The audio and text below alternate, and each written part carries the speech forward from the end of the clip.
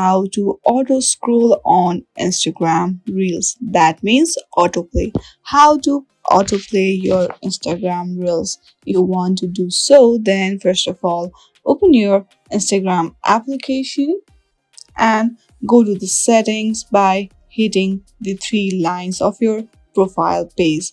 Once you are on your setting page, scroll down and go to preferences. Once you have entered preferences pages, now click on data users. Now make sure that you have drawn off useless cellular data and make sure to turn on the upload at highest quality as well. By turning off the less cellular data, your Instagram Reels will start scrolling auto. Thank you for watching this video.